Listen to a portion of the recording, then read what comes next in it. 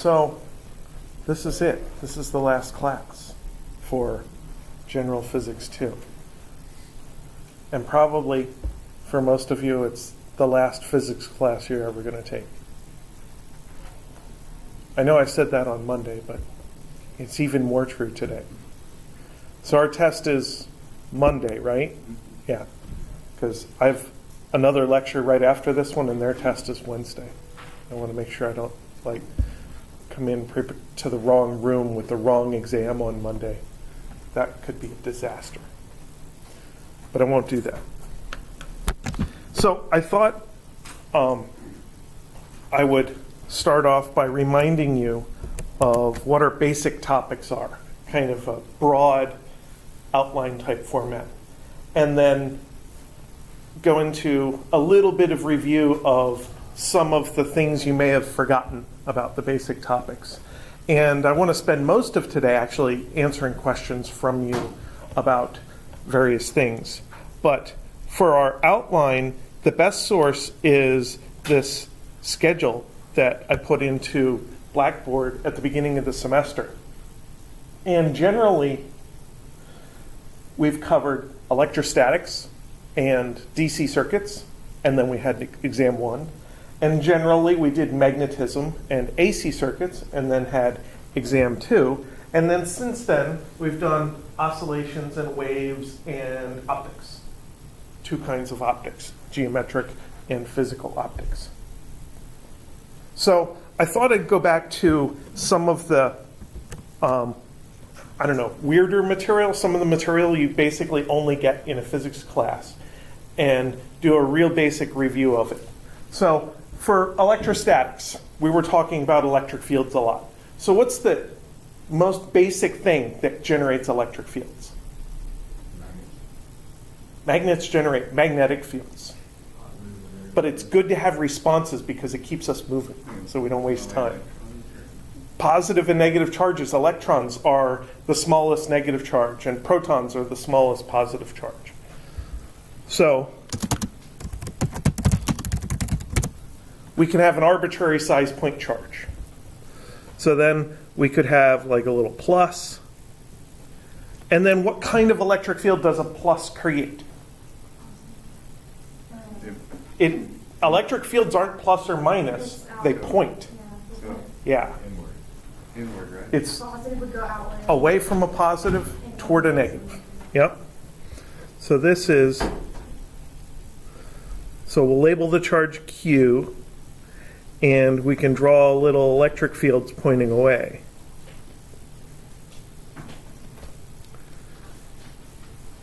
E points away from plus.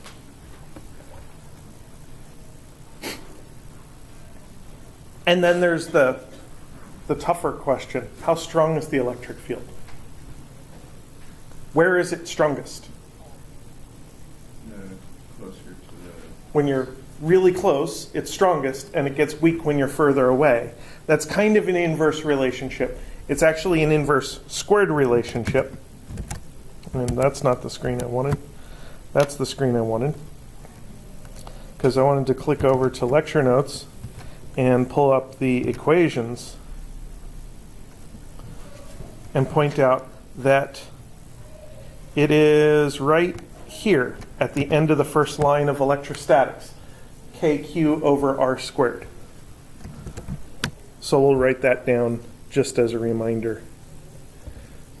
E equals KQ over R squared. And I guess this is a capital Q.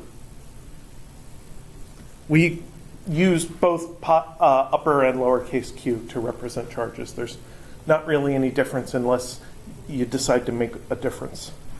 The only reason I use capital and lowercase q is when we do gravity, we often do the force of gravity is G-mm over R squared with a lowercase m and a capital M.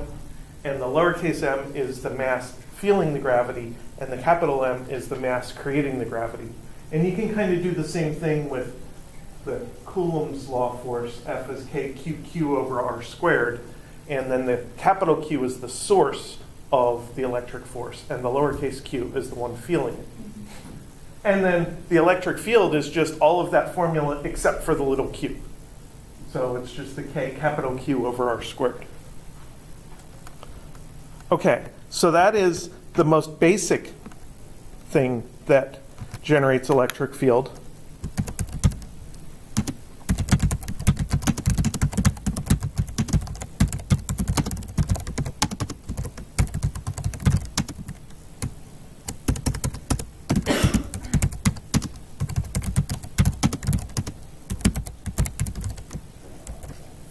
So, how about another important thing that creates electric field?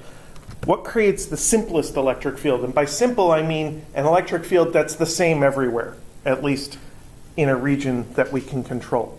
So it always has the same value and it always has the same direction inside this thing. That's the capacitor.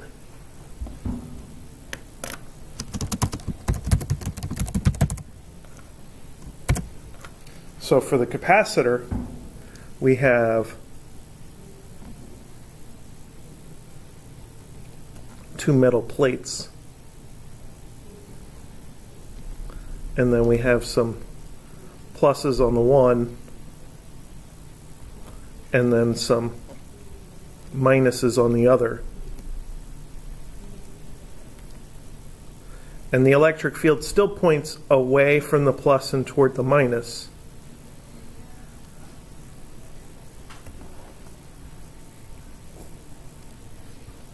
But it's got the same value everywhere. And let's see if we can dig out a formula for the capacitor that makes sense. I think the formula that makes the most sense for the capacitor is probably this one.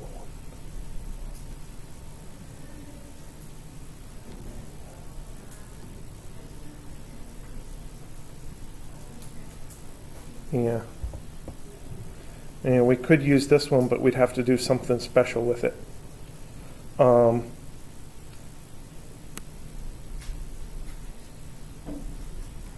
So delta V over delta X.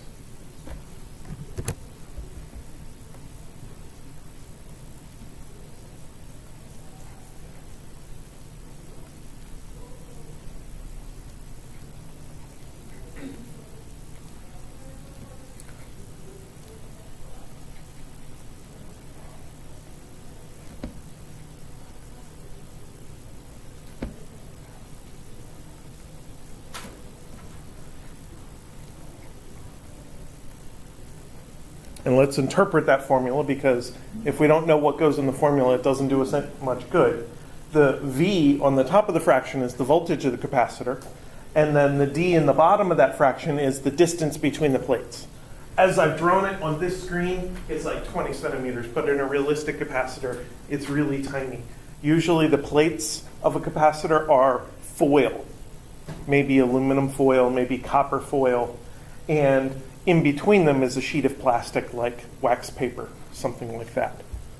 So how does that relate to charge? Because the first thing, the point charges, had an electric field proportional to the charge.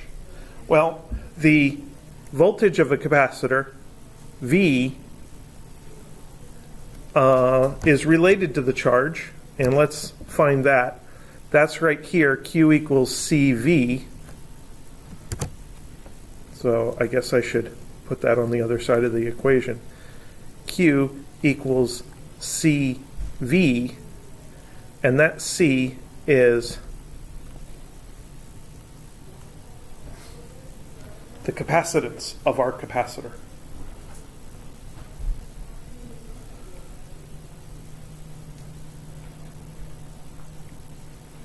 And the capacitance is something that you can write in ink on the side of the capacitor. The ones you used in lab were labeled 1 farad of capacitance. Most are smaller than that, maybe 25 microfarads, something like that. So this allows us to say V equals Q over C, which means that E is equal to Q over CD. And the electric field is proportional to the amount of charge. Electric fields are always proportional to the amount of charge creating the electric field somehow. And then there's one more thing we could do to make this a little more geometric. There's a formula for the actual physical capacitance. So that's down here in the DC line in the section on capacitors. It says capacitance is epsilon A over D. So capacitance is epsilon A over D. And epsilon is epsilon naught for air, and epsilon is Greek kappa, epsilon naught for material. That doesn't look like a kappa at all. I'm going to redraw it. Now it looks like a kappa.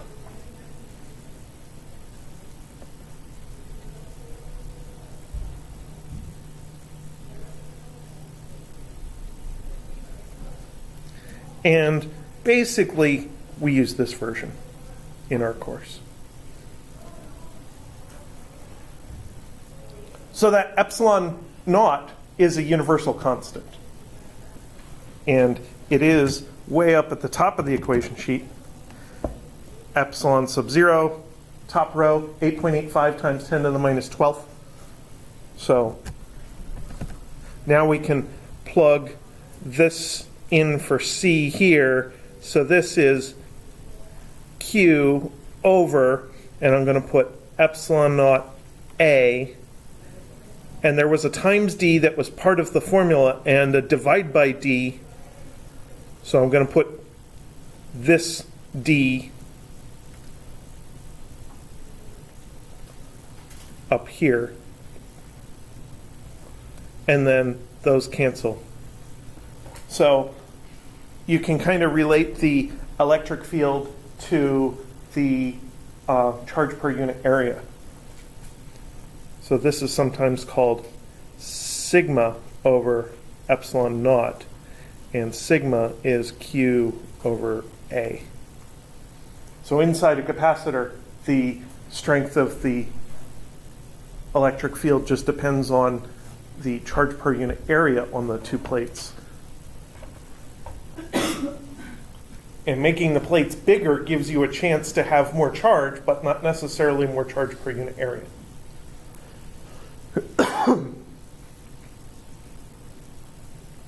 So there's little manipulations we can do there. But the main point is that the electric field is proportional to the amount of source charge that's creating the electric field, no matter what device you're using.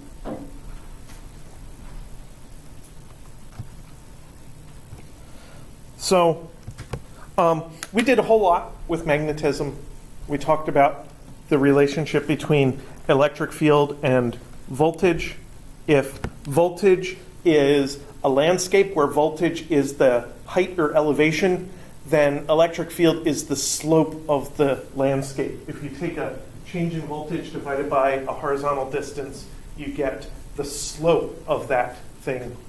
So if you have a very high voltage, you're talking about a mountain, and mountains tend to have steep slopes. So high voltages tend to be associated with high electric fields. And the same thing for very deep pits or mines or quarries. If you have a very deep hole, then there are likely steep sides to that as well. So very large negative voltages are also associated with high electric fields. And electric fields tend to tear things apart because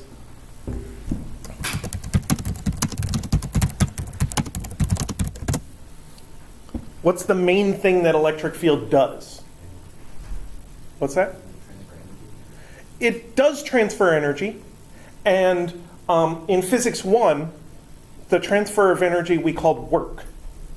And what physics 1 thing generates work? Force. Yeah.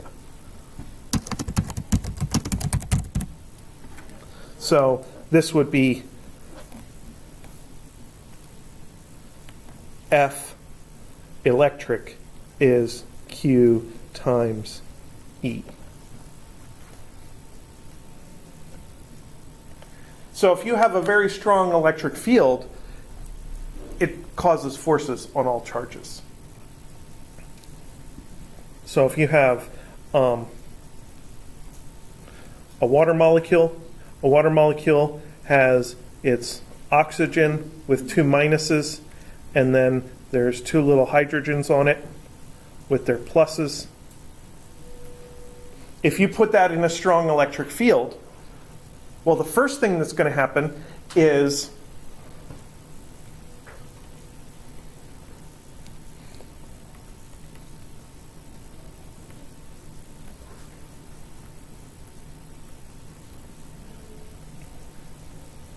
it's going to orient itself. It's going to tilt.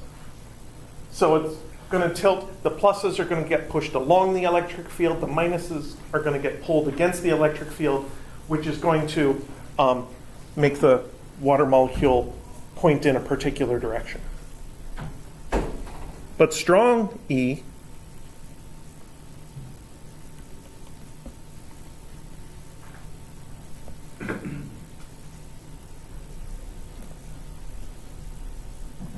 tears the molecule apart. And every material has a particular strength for how much E it can withstand.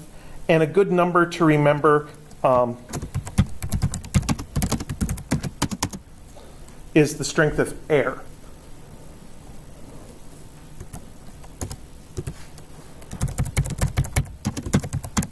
The strength of air is approximately 1,000,000 volts per meter, which means 1,000 volts per millimeter, or 25,000 volts per inch. And that means that if there is a high voltage somewhere, you don't want to be within a certain distance of it. If there is a 1,000 volt high voltage somewhere, you don't want to be within a millimeter of it, or then you get exposed to the 1,000 volts. And then you get exposed to the strong electric field, which will deposit energy in you and cause damage, and possibly tear molecules apart inside you, which is also damage. So you can almost use this to estimate what voltage is present on an electric line, because in neighborhoods, we tend to use 35,000 volt electric lines for the overhead power lines, and the insulators are about 2 inches. So 2 inches, according to that ratio, would be 50,000 volts, but they give it a little bit of extra wiggle room because it rains once in a while and stuff. So then if you see power lines that are where the wires are dangled on like foot-long insulators, and a foot is about 1/3 of a meter, so that would be 300,000 volts worth of insulation capacity. And then figure out a little bit of wiggle room. So it gives you a way of estimating what's going on in the power lines that you see, so that if you see something knocked down, then you know how far away from it to stay. So that's kind of a little bit of a review of electrostatics. It's one of the earliest things we did, one of the easiest things to forget, and I have to put some questions about electrostatics on your exam. So I thought it would be a good idea to give you a little reminder of electrostatics. So now I've done something, I've volunteered some review information. I'd like to do some review by request. What would you like me to talk about? RLC circuits. RLC circuits? What about them? Can we look through how to actually X-Bell, X and C and X? Okay. So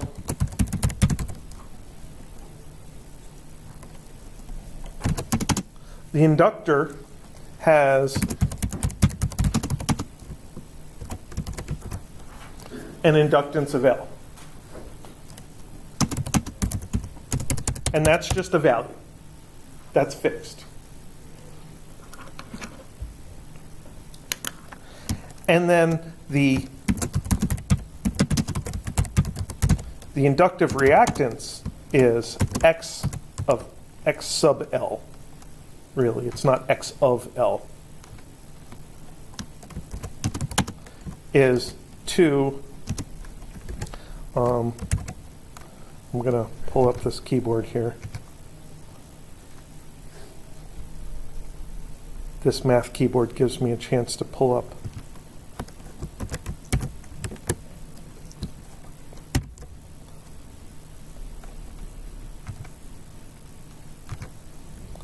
pi f L. So let's look at what's on the equation sheet, just to remind ourselves. The X sub L is here on a line having to do with inductors. So the L is a physical value for the inductor. It depends on mu, which is usually mu sub 0, which is a value at the top of the page. It depends on the number of loops of wire. It depends on the area, which is pi r squared of the circular coils. And it depends on the length of the inductor. The inductors you had in class, in lab, were about 11 centimeters long. You were supposed to measure that as part of one of the labs. So we can't really change those with electricity. They're fixed values. And then the X value tells us how the inductor reacts to being in a circuit. That's why we call it reactance. And all we have to do is we have to know the actual value of the frequency in the circuit. And then we can calculate the X sub L. So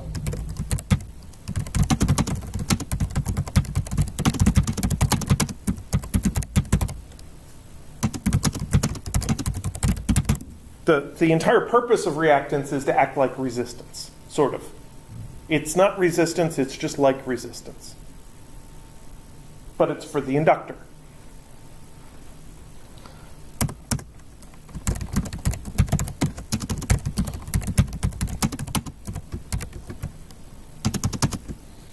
So the capacitor is somewhat similar.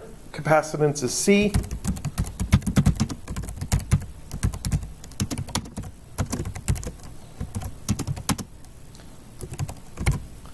And the capacitive reactance is 1 over 2 pi f C.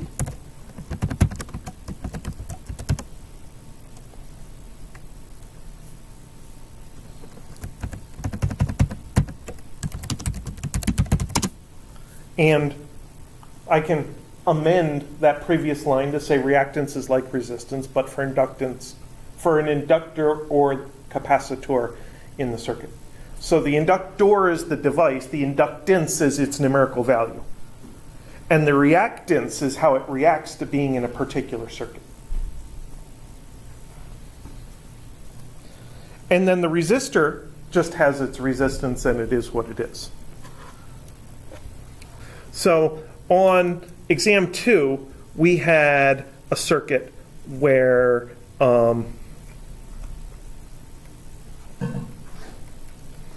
maybe the EMF was 14 sine of 800t. And that's a particular mathematical function. And we should compare that to a generic version in order to be able to extract parameters from it. So let's look over at the generic version of an AC circuit. A generic AC voltage is the maximum in front of the sine wave, and inside is 2 pi ft. So I'm going to write that generic version right underneath it. So this is EMF max sine 2 pi ft. I don't need that equal sign. So that tells me that 2 pi f is equal to 800. So let's say L is 0.001 henries. So then x sub L is 2 pi FL is 800 times 0.001 is 0.8 ohms. X sub L is so much like resistance that it has the same units. I made that a lot smaller than I wanted to. Oh well. So let's say C is equal to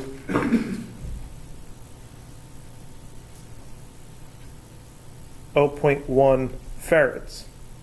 So then X sub C is 1 over 2 pi FC is 1 over 800 times 0.1 is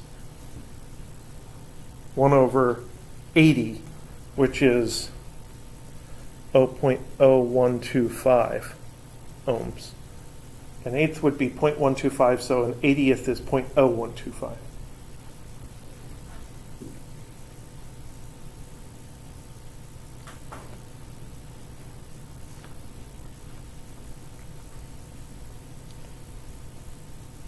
And then let's say R is equal to 1.0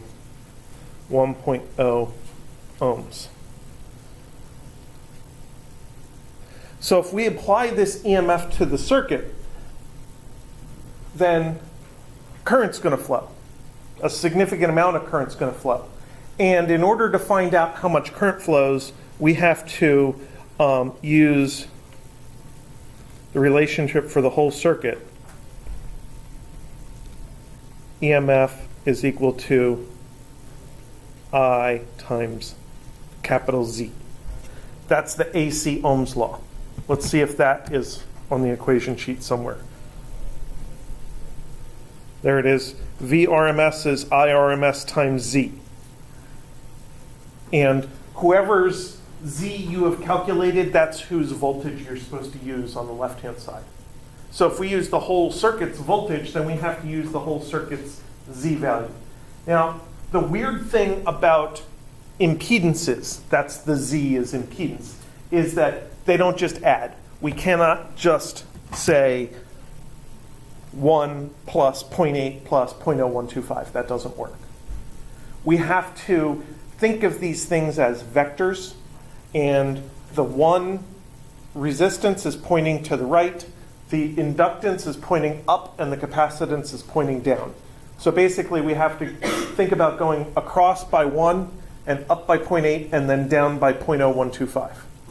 And the easiest way to accomplish that is to have this intermediate quantity, plane X, as opposed to X sub L or X sub C. And plane X is the overall reactance, and you just subtract the two reactances, the inductor and the capacitor. So let's go ahead and subtract these. X is XL minus XC is 0.8 minus 0.0125 is 0.7875 ohms. And then that's like the vertical part of a vector, and the resistance is like the horizontal part. So to get the diagonal part, which is the overall Z, we just take the R squared plus X squared and square root it. So that's square root of 1.0 squared plus 0.7875 squared,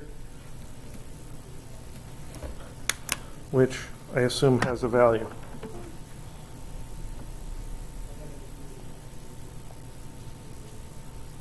Square root of 1 squared plus 0.7875 squared, close parentheses, make sure I did the right thing, enter, 1.27.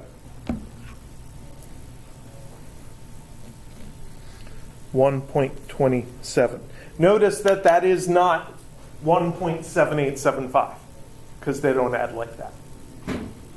So now we can figure out the amount of current. we can go ERMS is equal to E max over root 2. So that's our 14.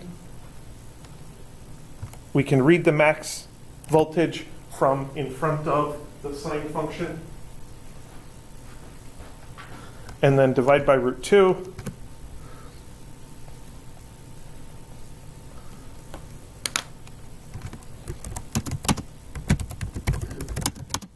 That's 9.9 volts. And then IRMS is equal to ERMS over Z. So I just took Ohm's law. EMF is I times Z and divided both sides by Z. So then 9.9 over 1.27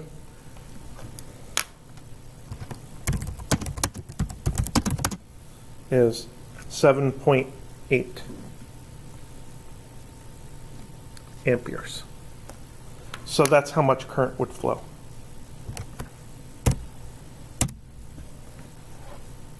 And that's usually what we're trying to do as an assessment in RLC circuits.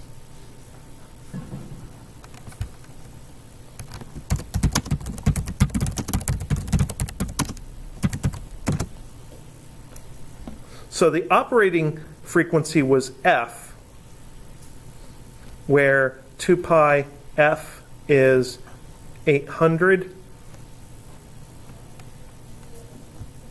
So then F is 800 over 2 pi, which is a value.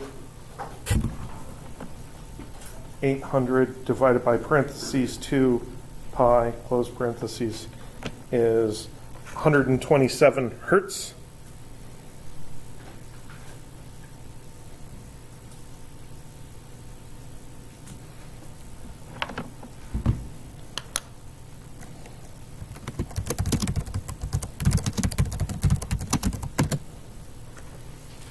And the resonant frequency is the F sub R, which is 1 over 2 pi square root of LC.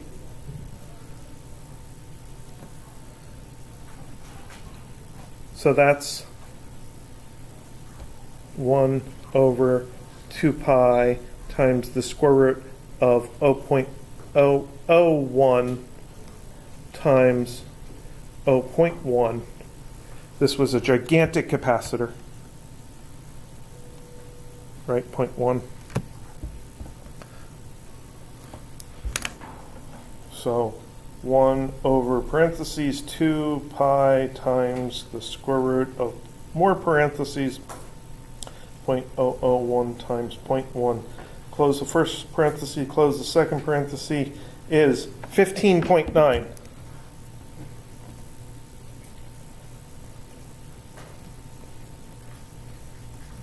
So this circuit is operating much higher than the resonant frequency, because the operating frequency is at 130-ish, and the resonant frequency is at 16.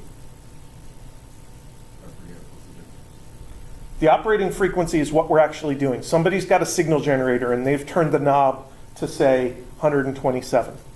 The resonant frequency is a special frequency.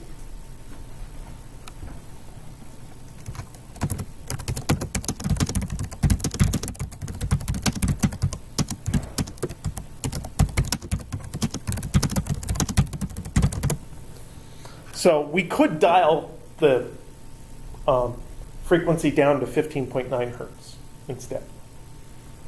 So then X sub L equals X sub C. That's the special thing that happens at resonance, is that the inductor and the capacitor have equal but opposite effects. So that means the overall X is equal to 0, because we're supposed to subtract them, but when you subtract equals, you get 0. So I don't even have to bother calculating them. I know automatically that that combined to get 0. So that means our z value is just plain r. Because in order to calculate z, we did a Pythagorean theorem between r and x, but x is 0 now. So it disappears. So we're taking the square root of r squared, which is just plain r. So then we get to go I is EMF over Z is 9.9 volts over 1.0 ohms is 9.9 amps. Which is more current. So if you dial to the resonant frequency, then more current flows. And depending on the relationship between the X values and the R values, you can have a very broad resonance, which is what this is, where we were way off at 127 hertz, but we still had a significant amount of current flow. Or you could have a very narrow resonance, where if you tuned even like 16 hertz instead of 15.9, your current would drop down to 0. And that just depends on the relationship between the resistor and the inductor and the capacitor, and we didn't get into that, and we're not going to. So is the resonant frequency the max current?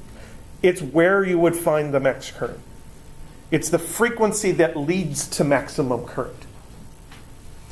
So in your radio in your car, there's a resonant circuit like this. And you tune it so that a particular radio station has the most current coming into the receiver. And then your receiver can decode that and turn it into music for you. Or in my case, because I'm a granola-eating hippie, I get to listen to NPR. That's not true. I don't like granola. I like beef jerky. Okay, so that's a review of pretty much an entire unit of our course. And that's a good thing to go over. It was an entire page of exam 2, what I feel is an important page. And I have to have a couple of questions on this on the final. And electrical engineers devote a couple of months of an intro to electrical engineering course to this topic.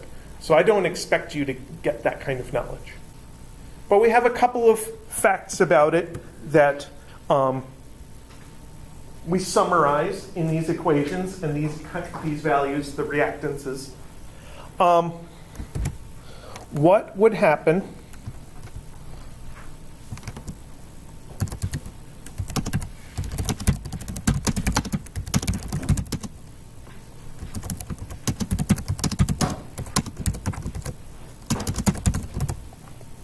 if we dialed the frequency down to 0 hertz, and why would it happen? That's something I feel like I can ask. So what part of the calculation would get messed up if frequency turned into 0? Well, the X sub L, what happens to X sub L? It would just be L. It'd be 0, because we're multiplying by 0. That's not a big deal. Okay, so there's a 0, so what? Okay, what would X sub C be?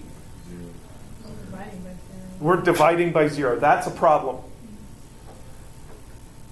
So as we get lower and lower frequency, we would have more and more X sub C.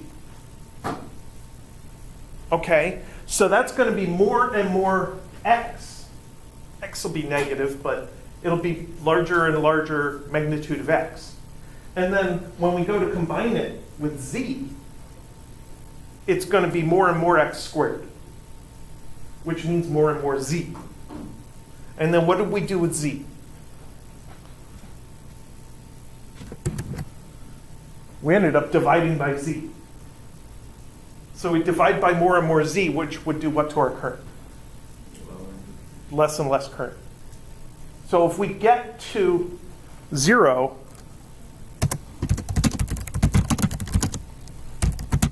the current would cease. And what we say about something that has an infinite resistance or an infinite impedance, we say it blocks the current. It prevents the flow of current. So if we dial the frequency down to 0, the capacitor blocks the current. And if we dialed the frequency up to infinity, then the same thing would happen, but not because the capacitor's X value got too big. If we dialed the frequency up to infinity, then the inductor's X value would get too big. And then it would cause the Z to be large, which would block the current. So that'd be exact opposite. And it's at that middle frequency, at the resonant frequency, which allows the inductor and the capacitor to kind of wipe each other out, and then we're left with just the resistance. And at resonance, we have the Z equals R.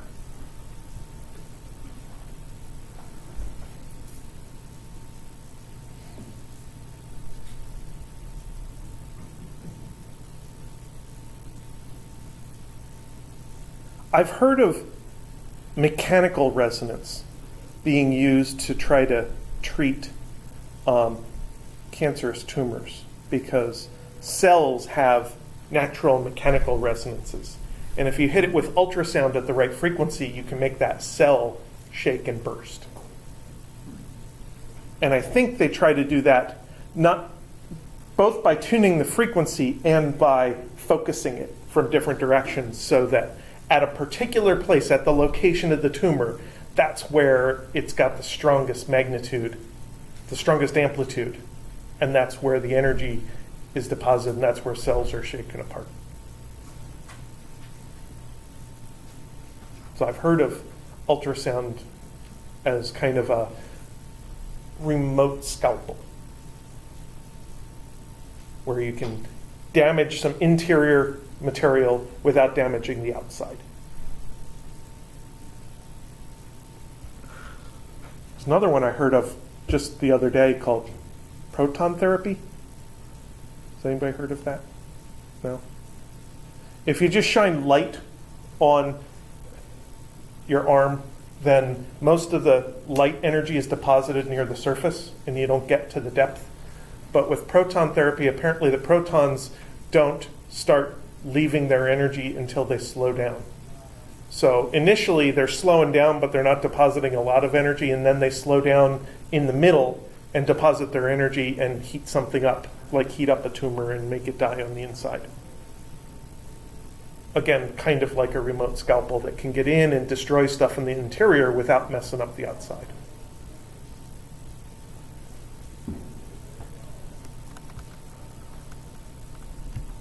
Slight connection to our Physics 2 concepts. I was watching NCIS, because I'm old and I still watch NCIS, and they mentioned a sound wave with a level of 330 decibels.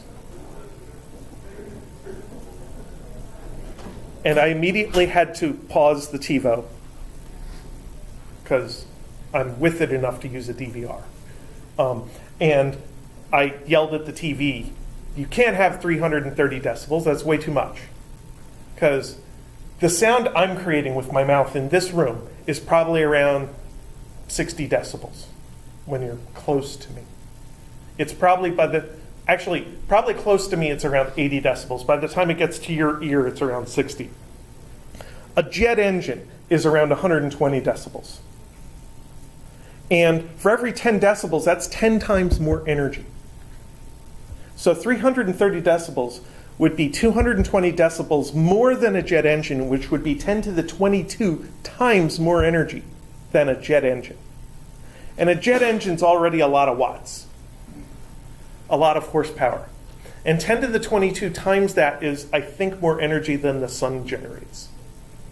So I don't think that they were doing this in their lab in NCIS. They were blaming a submarine sonar for creating a soundless lab. I'm like, no, that's not possible. But decibel values, they get really loud before the number's impressive. And television production needs impressive numbers. So if a jet engine's 120 decibels, maybe a loud sonar system might be 130 or 140. That sounds cool though. It doesn't sound as cool. No, it doesn't. But do remember that about decibels.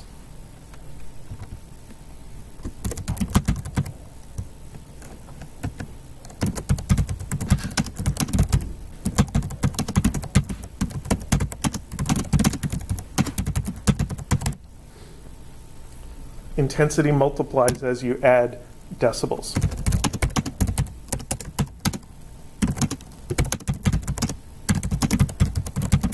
Every 10 decibels is 10 times more intensity.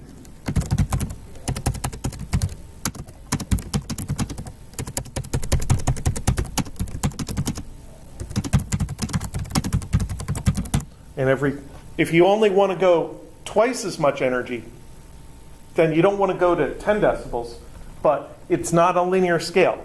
Just because 10 is 10 doesn't mean 2 is 2. Actually, to get 2 times more intensity, you need 3 decibels.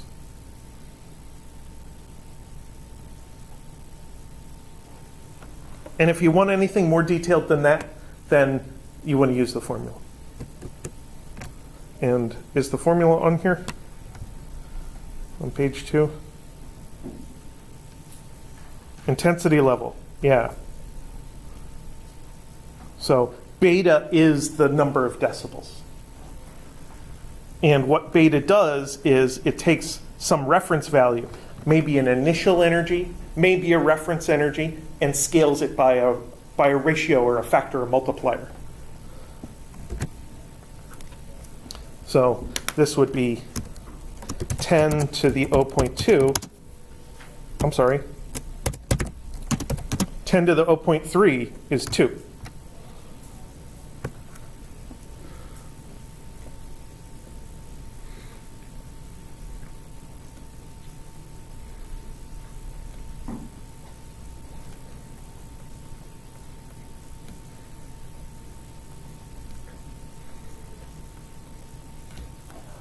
So that's the math of what makes 3 decibels turn into a factor of 2. You take the 3 decibels, divide it by 10 to turn it into 0.3, use that as a power of 10.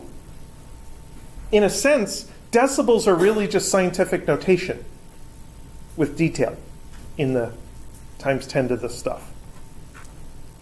And that's one of the questions before where it was like the child screaming at so many decibels. If that is double, then you would take the 3 and add it to whatever Yep. number is given. Yep. If a kid's screaming at 80 decibels across the room, and then you compare that to 2 kids, that would be just twice as much noise, but it wouldn't be 160 decibels. It would just be 83. And it sounds louder, and it is louder. So if you had another kid, that'd be 86. No, it'd be 85. 10 to 0.5, right? Yeah. It'd actually be like 80.49. 10 to the 0.49 is pretty close to 3. 48. 4.8 decibels is a factor of 3. Now, if you want to go the other way, then you use the other formula. You take your ratio of intensities, take the log, multiply it by 10. So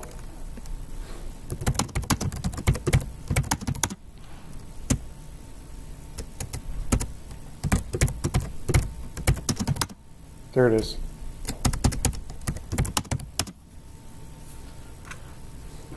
So in OneNote, apparently the name of the function is log10. In your calculator, it's just the plain log usually. So this is the factor.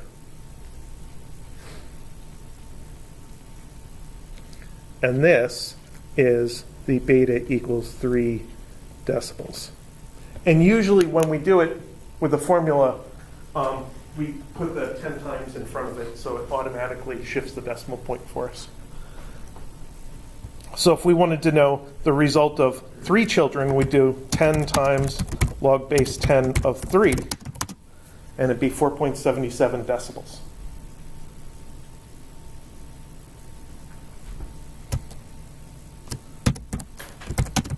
Four children would get us that 6 decibels. So one child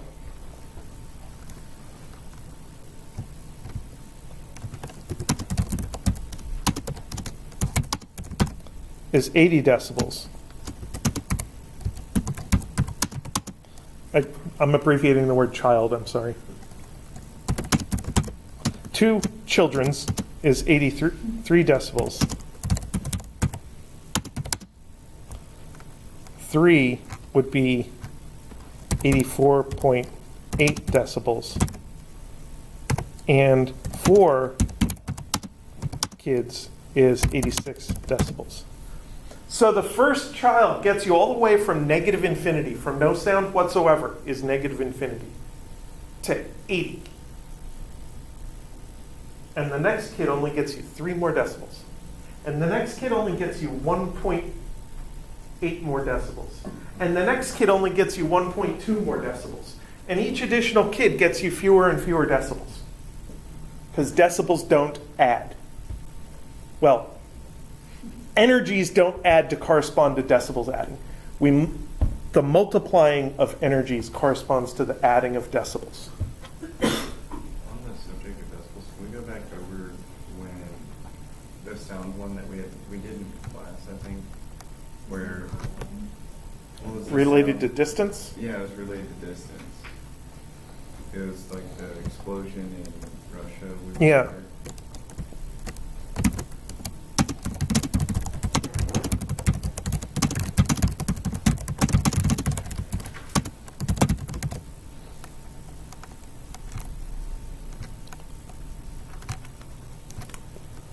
So let's say we multiply the distance. So maybe R over R naught is, say, 7 times as far.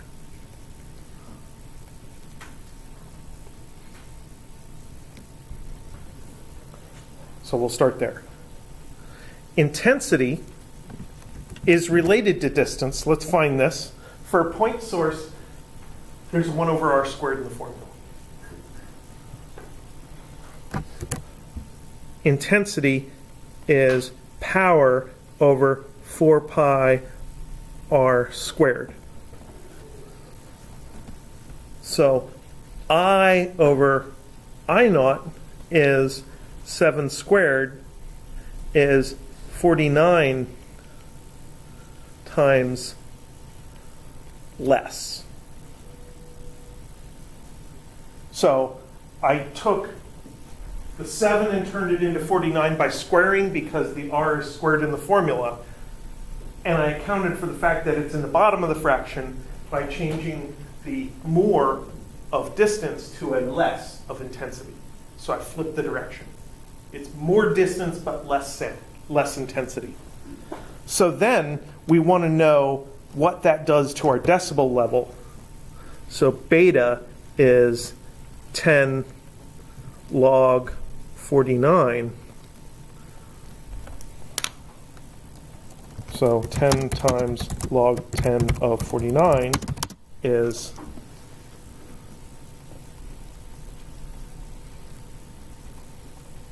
just 17 decibels less.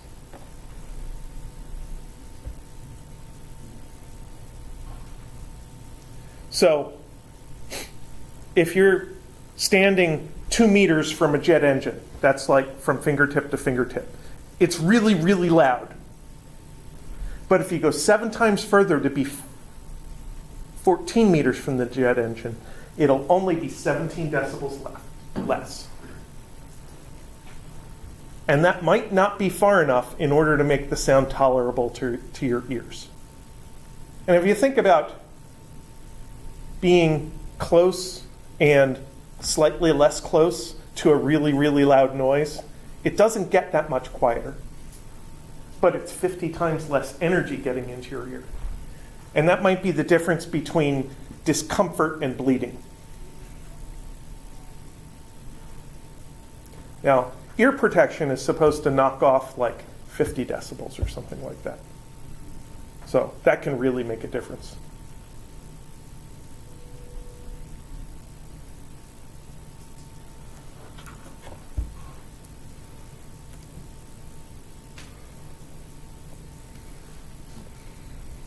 And notice, I didn't have to worry about the actual amount of power or even the 4 pi.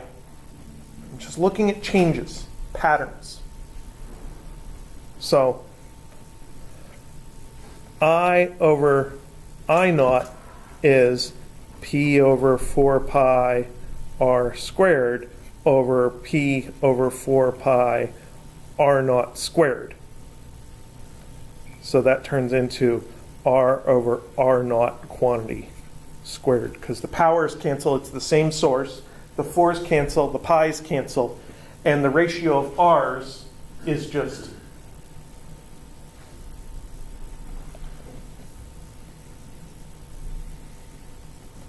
to the -2. Technically it's -2 because the R's are in the denominator of their respective parts of the main fraction. So that's why I was able to just take this 7 and square it to turn it into 49, and I didn't have to worry about all the rest of the details. All right, we have 15 more minutes.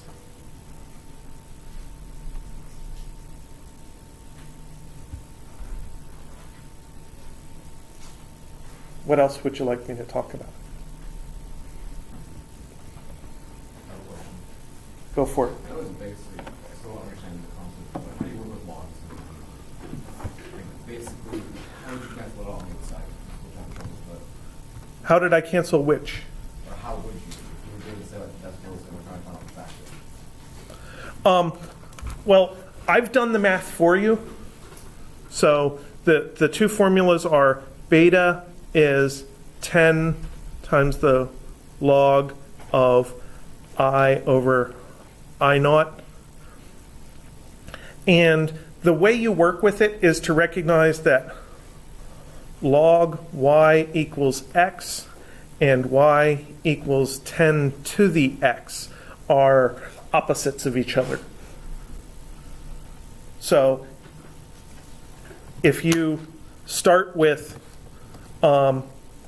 x equals 0.3 and then say y is equal to 10 to the 0.3, which is 2, and you want to go back, then log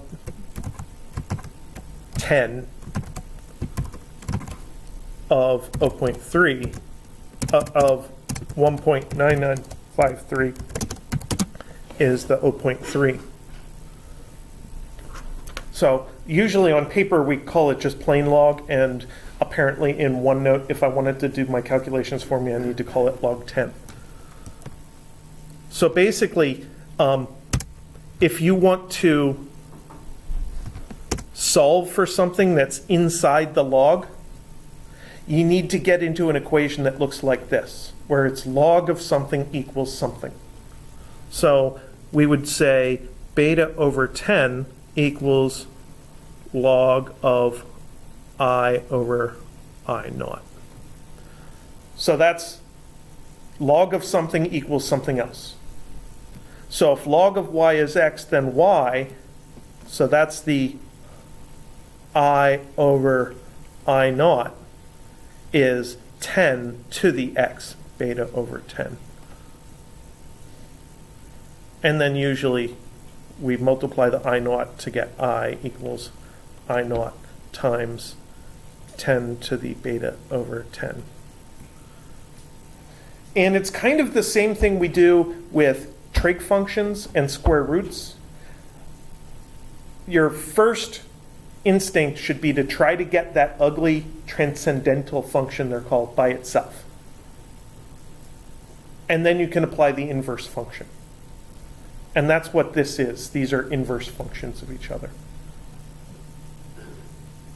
So Another example of that occurs with the diffraction grating.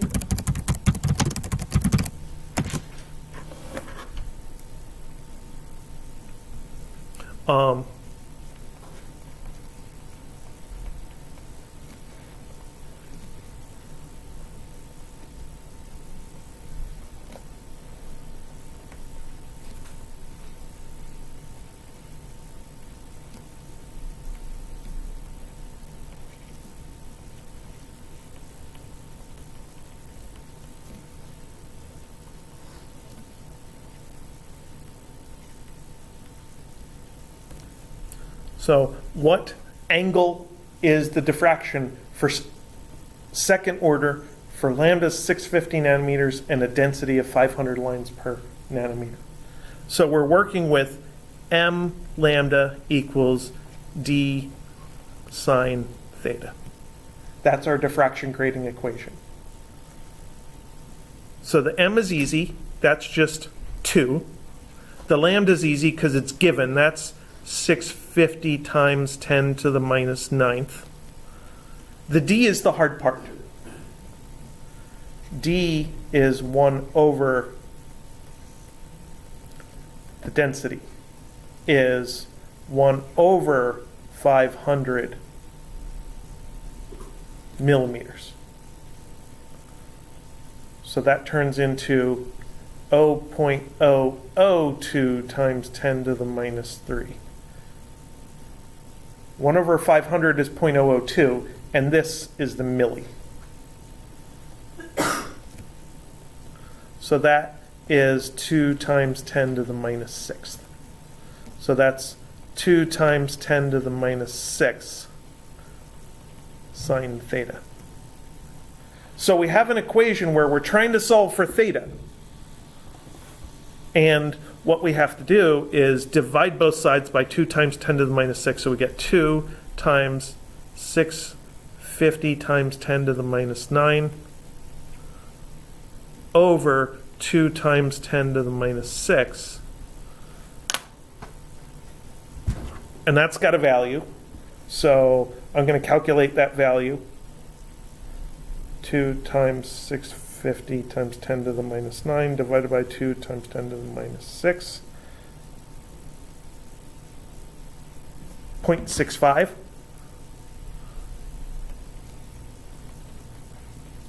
And that is sine theta.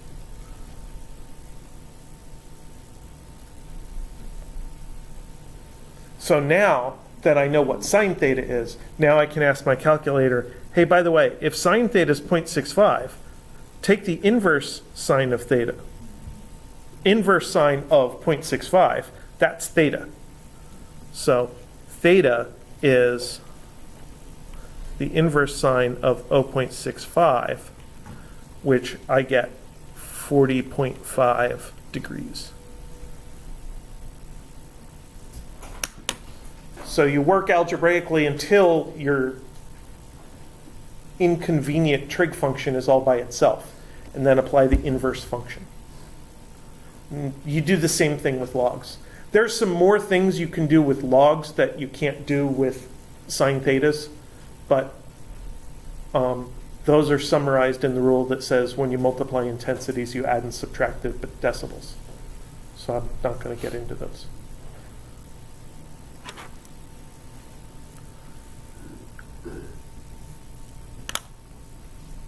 We don't have to do that much heavy math in the general physics 2, but I feel like we have to do some. I've seen the kinds of questions that are asked on MCATs. They do involve having to take basic equations and manipulate them. So going through some math review is part of 1401 and 1402 in the physics program. But we can't spend all our time doing math review. We can spend some time on it. And I can spend time showing you how to avoid it. If you can avoid the math and still think intelligently about it, then that's not a bad thing. Because very often you can get more intuition out of thinking real hard than you can out of math. It's very easy to punch numbers into a calculator and stop thinking.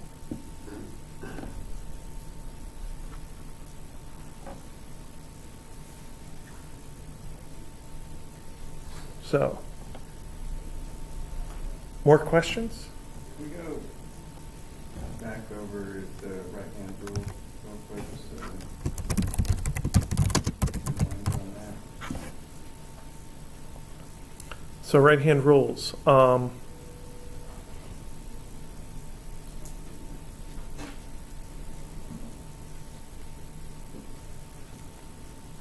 So one of them is for magnetic field source.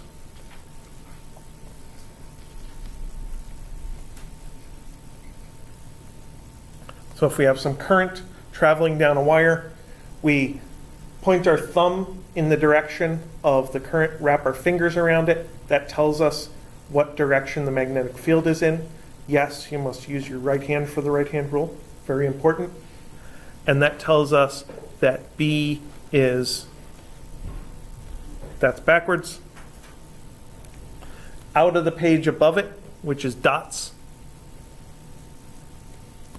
and into the page below it, which is X's.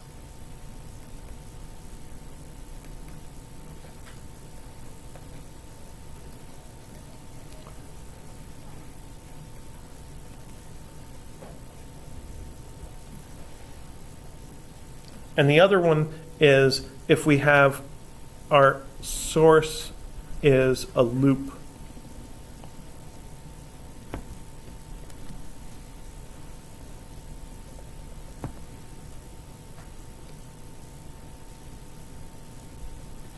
Then we wrap our fingers in the direction of the current, and our thumb points in the direction of the magnetic field. So this is B equals in.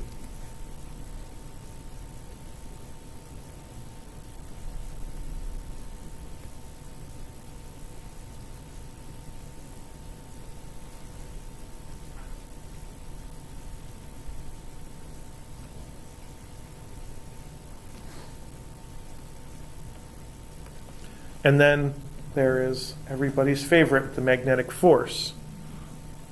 So the formula is F sub B equals Q V B. And this is thumb, finger, finger.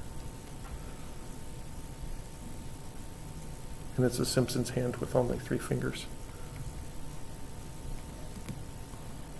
And the thumb is the force. First finger is the first vector, which is V. Q doesn't count as a vector. Second finger is the second vector, which is B. So we very frequently have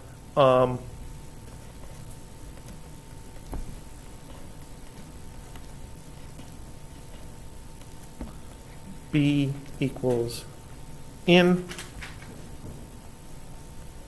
and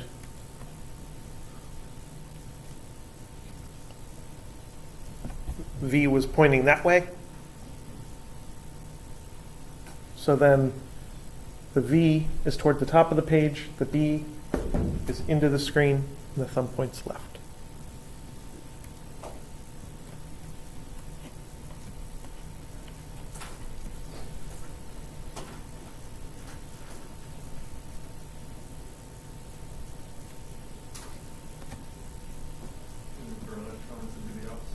For a negative charge, is the opposite way. And if you want to write F, V, and B on your fingertips or on your fingernails, I don't care.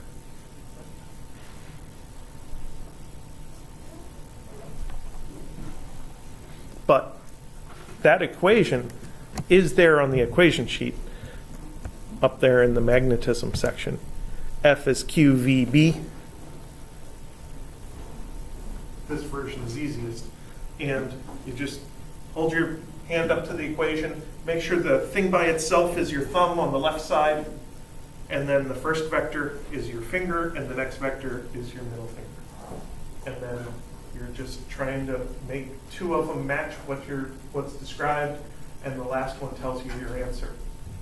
Just remember, it turns opposite if it's negative. So does negative use your left hand? Some people like to use your left hand for negatives, then you don't use opposites. You just have to do one opposite thing. You can switch hands, you can switch the direction from where your finger points on one vector, but don't do more than one opposite thing, because then you've canceled yourself out. Do both and one people. If you do 3 opposite things, you're going to lose count of how many opposite things you've done. All right. Well, if you have questions while you're studying, the best thing to do is shoot me an email, and I'll do my best to answer them as quick as possible. If you'd like to come and talk, we can do that. I don't have any scheduled office hours right now, but I can definitely be here tomorrow and or Friday. You just have to give me fair warning. I'm not going to leave town. And I'll only be like 15 minutes away. I have a lot of grading to do, though, so I'd rather do that grading at home where I can not wear shoes. So, other than that, I'll see you guys in here on Monday.